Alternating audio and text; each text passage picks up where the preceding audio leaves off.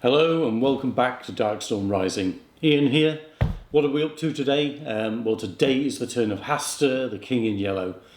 Been looking forward to painting this figure and at the same time dreading it. It's such a beautiful figure. I'm just hoping I give it the justice in paint form it deserves. So I really do hope you enjoy the video. If you do, please do like and subscribe. Trying to grow the channel and get out to a bigger audience. So if you can help with that, that would be amazing. What have we got for the future? Well, I've got, looking over at the shelf, at least another 5-6 boxes of Death May Die to paint, so that's going to keep me going for a few months. But the very next video, and also some more of my future videos, I aim to be getting some more 40k stuff out. I keep promising, but I do have a Necron Lord painted up, ready to go, so I've got no excuse for doing him next. And I've promised a friend of mine who's just got into 40k recently that I would paint a Space Wolf for him. So a bit of a shout out there to Malk. I will get him done, mate. And hopefully we'll see that video in the not too distant future. So that's stuff that's coming up. Well, hang on a minute. We're not painting anything. Quick, to the table. So here he is, the miniature I've been avoiding for so long, mainly because I just absolutely love the world of Cthulhu, play the role-playing game, and Hastur is one of those entities, along with Cthulhu, that I've sort of grown up with over the years and have a huge love for. So I really want to give this chap the painting justice he deserves, and I've seen some beautiful renditions of this model. Really do like Trahane's interpretation, like the original box art, and I just hope that my take on it gives this guy, like I say, the justice he deserves. So initially what we're going to do is slowly work our way around every single tentacle, and I've got a mixture of let me just pop the miniature down for a second. I've got a mixture of Liquitex's Muted Violet and the magenta, and it's a 50-50 mix, but it comes up with quite a nice deep rich purple that when you apply it to black looks gorgeous. So I'm going to work my way around the miniature applying this colour to the surface areas that would catch light. So we'll use the black on the undersurface as natural shadow, and just slowly work our way around, catching anything that's going to catch a bit of sunshine. That's probably pretty rare for Hastur, but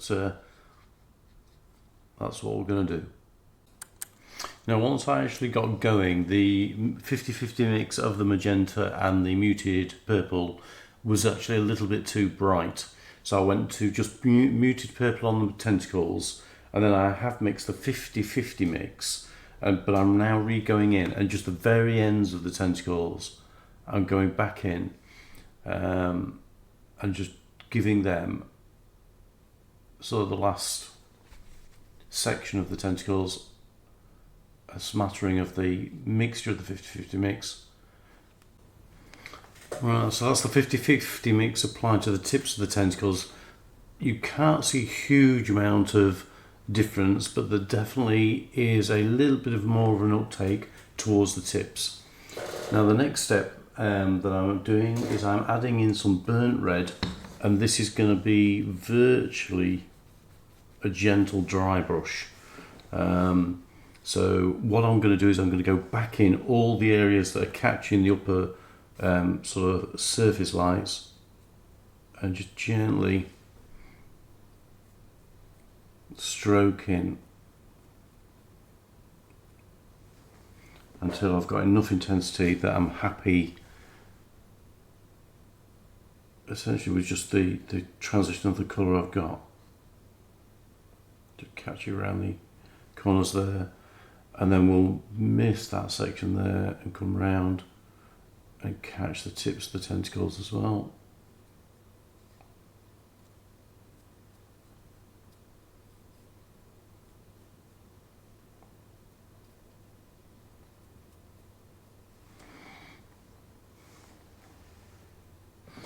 trying to keep all these colours quite muted and quite dark in tone.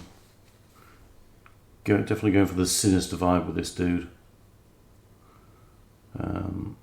And if you watched when I did the bodyguard for him, we'll probably use very similar techniques on the cloak when we actually get that far.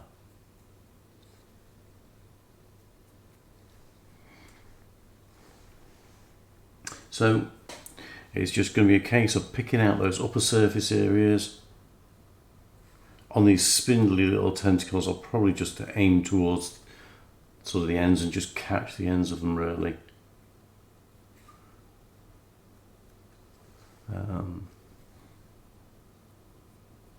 And it seems to be working quite well, this mixture of colours actually. Looking pretty good so far. So I'll just gently work my way around the rest of the model with this dry brush technique, and I'll come back once we've actually finished the beast. So we've now got quite a nice dark look going on with the tentacles, but I want to pop a little bit of a highlight in there. So what I'm going to do is get some Vallejo light grey, and as the light would strike it, we're going to add in some highlight. So just gently and only from one direction, we'll just pop on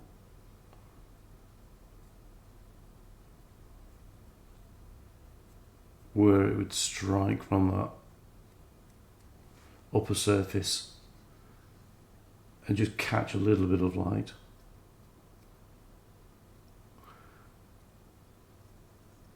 And this we really do need to be a bit careful with, because it may undo all of our hard work if we're not careful here.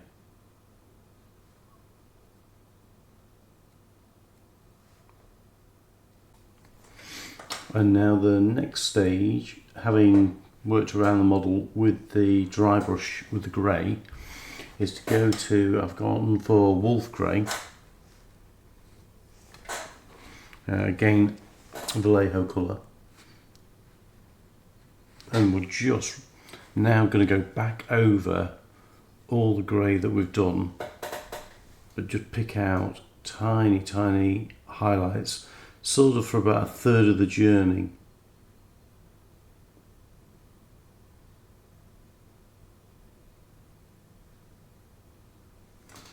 And just make those shiny sections, just try and give them a little bit of extra pop.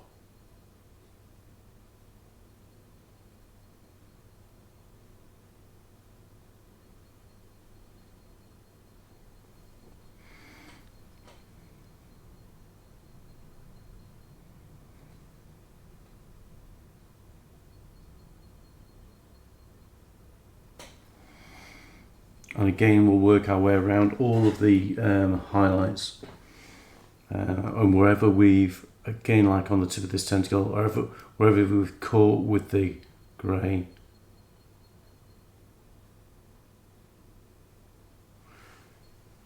just reinforce.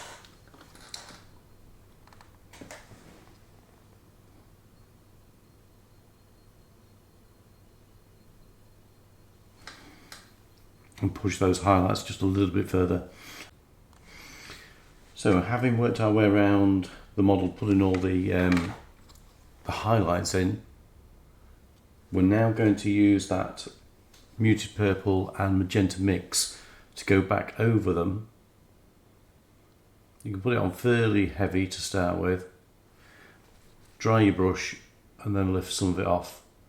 Don't work with it too much, because what will happen is you will reactivate the grey and you'll end up with a mushy pink rather than this dark tone that we're after. And it's just to try and help the eye pick out in all these dark colours where those highlights are. Just as I said, just sucking some of that back off.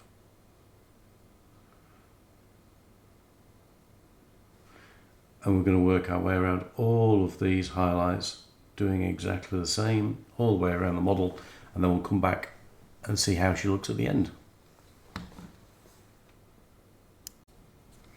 Now the final part of the tentacle process is to go back in with the burnt red, and it may sound a little counterintuitive, but all the bits that we've just brightened up and highlighted, we now just want to catch and just redouble down with a little bit of the red. And that may sound, after going to all the effort of putting all those highlights in, like I say, a little bit counterintuitive, but trust the process is all I can say. I think if you leave those pink colours untouched, it just looks a little bit too vibrant and detracts from the sinister look that we want. So we're just going to go back in and just darken things back up a little bit. Will still look a lot brighter because you've got all those highlights. You've got the bright pinks on top of it, and it isn't quite the look I'm after. I want a bit of a darker, more ominous feel to the miniature, and this dark red is certainly going to give us that. On top of the highlights, it just pops those end pieces.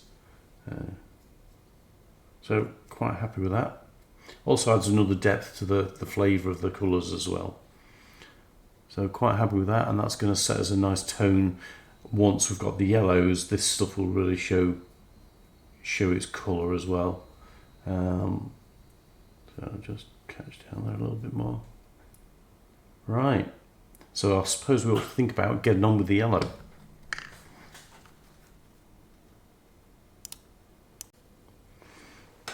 Now, only a few seconds ago I did say we were going to do the cloak, but I've just thought it's probably much more sensible to do the skin first, with it being on the inside, so we're not getting any crossover. So I've prepared some dark flesh tone here, and we will give all of this flesh a good coating in the dark flesh tone.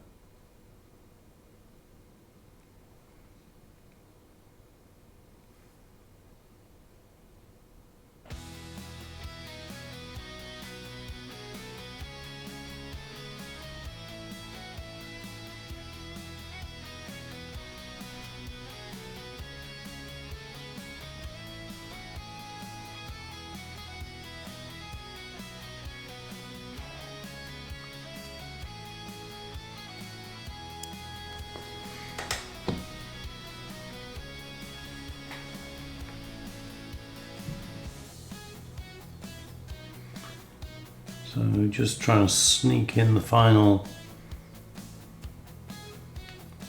So just trying to sneak in the final pieces of the dark flesh tone on his hands. And then we will move on and we will add some dwarven flesh. And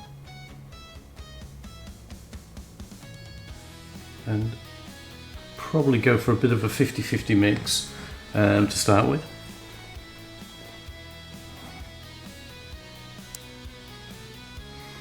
Alright, so we've got a bit of dark flesh tone and dwarven flesh tone mixed, and we'll just go over and give you some highlights.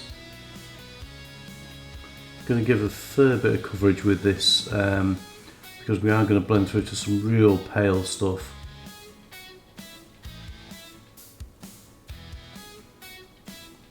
So we need to give ourselves plenty of room to work forwards.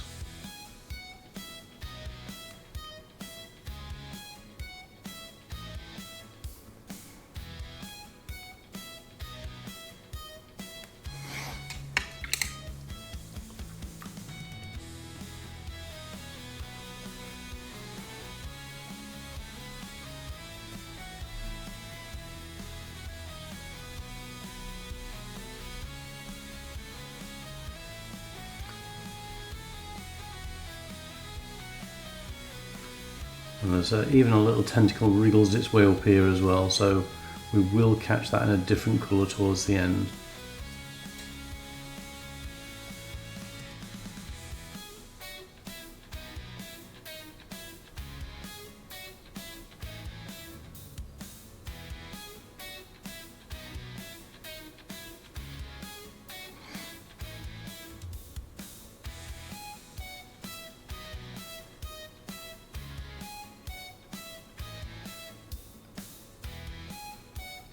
And he does appear to have a little bit of a dad bod going on here. A little bit of a paunch, so I think we'll put some stripes of flesh across there to give it a little bit of tension. It does look a little bloated. And then we'll just draw down and try and give the fingers some separation.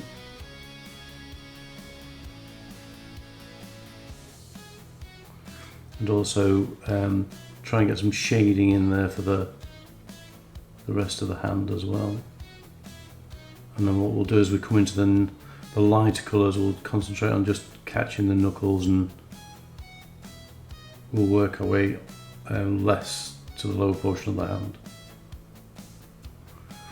Okay, so next colour is just the dwarven flesh on its own. Start to pick out some of the more upper surface areas, some of the upper highlights.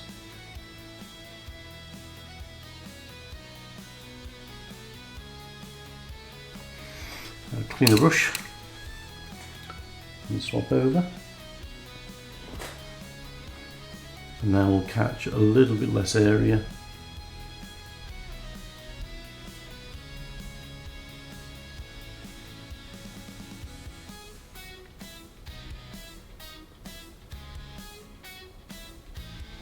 Start to try and build up a little bit of depth.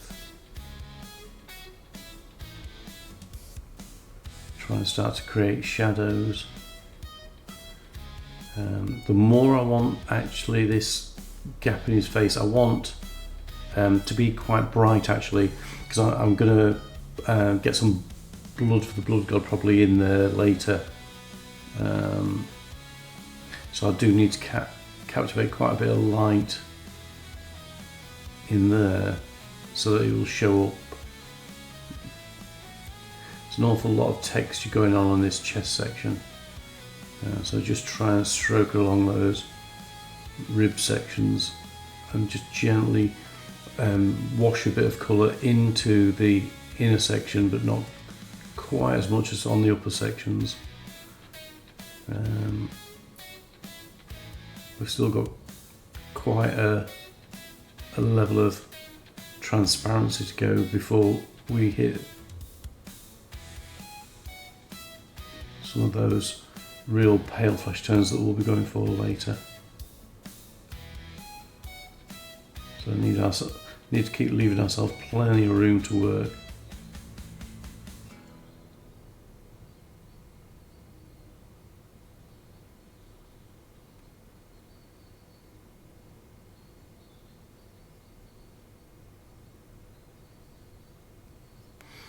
And move on to the hands.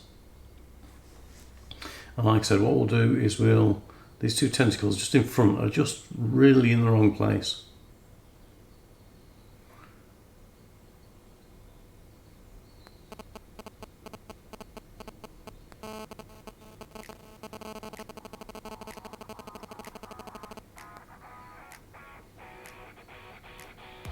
I've caught them once, but I may as well leave it now until I've actually finished the hands, because I'm sure there's a likelihood I'll catch them again yet.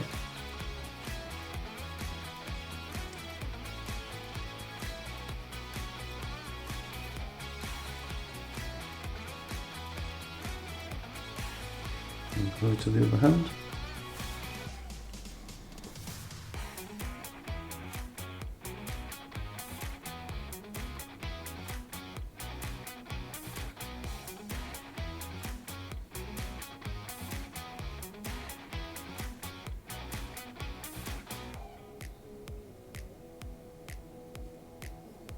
Right, and then what we'll do is we'll get some basic flesh tone, and probably, no, we will blend. We'll get a bit of a mix going before we.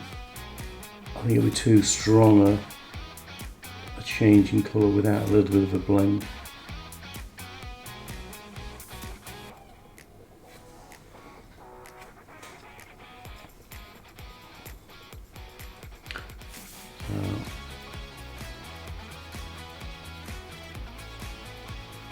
Just picking out some of the upper textures, trying to leave a little bit of the last tone showing. But like I said before, this is going to get some of the technical paint in here, so I do want it to be quite a layered area, so that when you hit it with the technical paint, then it's going to be in different depths of colour.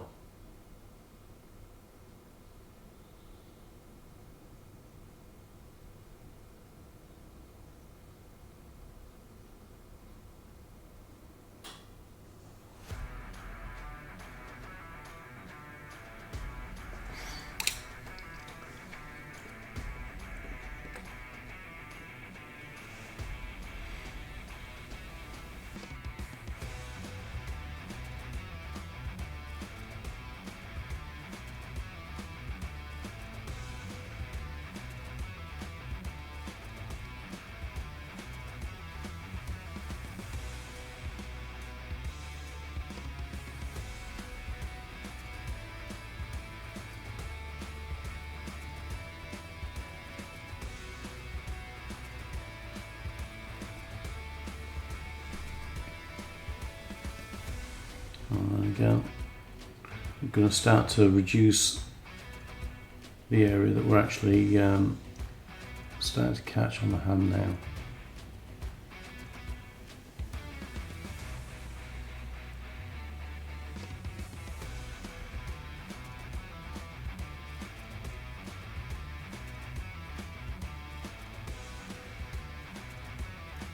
And we're not going to go sort of around the corner and catch the shaded areas either.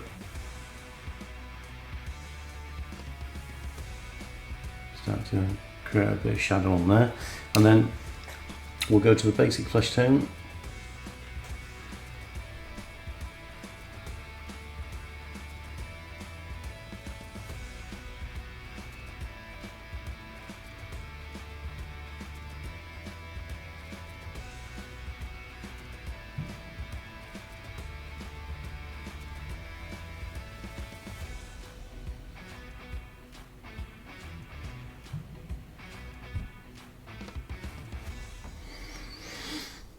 And we'll also work back on the rest of the featureless moor. You know, that'll be an apt description, I think.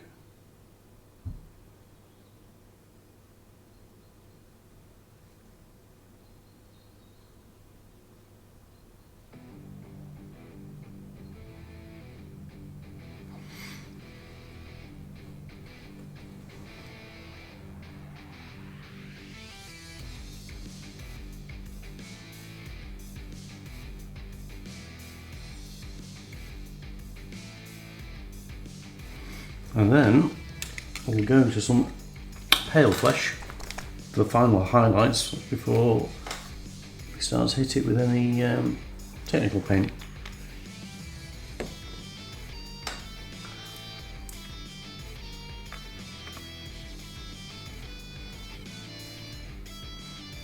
Okay.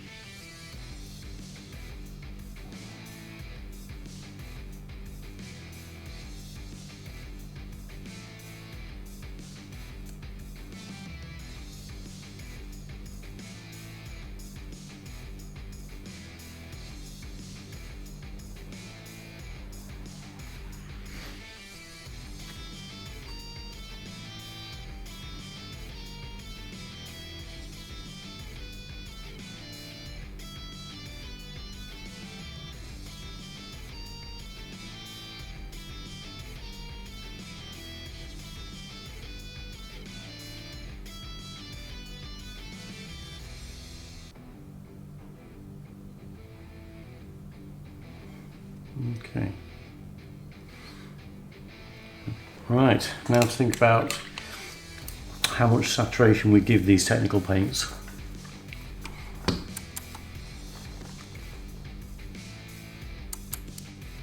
So I've got some Army Painter red tone on the palette, and I've just started to push it into the very edges and let capillary action, and then there's like this rib of flesh down the middle here where we'll just tap a little bit in at the base.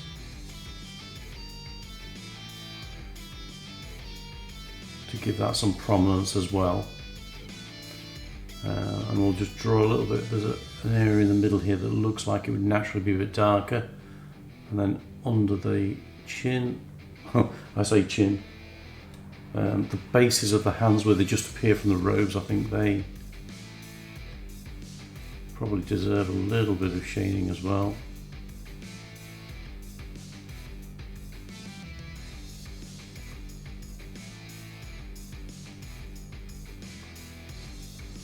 Okay, and then I've not convinced myself 100% that Blood for the Blood God is the best choice yet for the Moor, and it may be just one of those leap of faith, go for it type of things, and then possibly have a little bit running down onto his abdomen. We'll see. Let's just go for it and see what happens.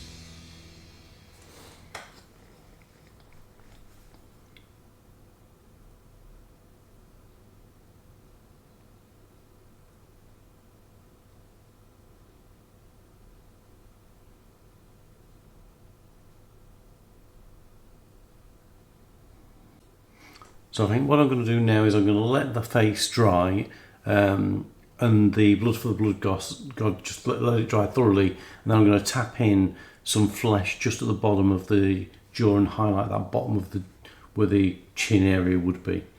I think now is the time to get on with the cloak. So the next step is to paint all of the cloak in camo olive green.